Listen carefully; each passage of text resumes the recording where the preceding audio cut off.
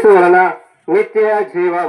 కనుక యేసు క్రీస్తు ప్రభువారు ఈ లోకంలో జన్మించి సర్వ మానవాళి పాప పరిహారం కొరకై ఆ కలువరి శిలువలో ఆయన అమూల్యమైన రక్తాన్ని చిందిస్తా వచ్చినాడు, కారుస్తూ వచ్చినాడు.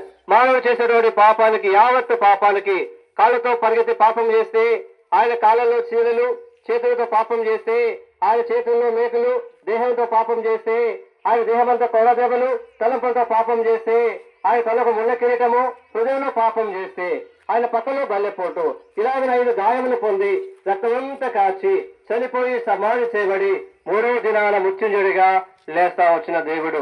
కానీ ప్రియమైన వాళ్ళలారా, లేచేవాడు దేవుడు ప్రేమతో ఆహ్వానిస్తా ఉన్నాడు. ప్రయాసపడి పాపదానము ఇచ్చిన సమస్త జనులారా నా ఎద్దుకు రండి, నేను మీకు విశ్రాంతి కలగ చేతును. అనగా సంతోషము, సమాధానము, నెమ్మదినిచ్చేటువంటి దేవుడు. కానీ ప్రియమైన వాళ్ళారా, ఈ పాపంలో మానవుడు చనిపో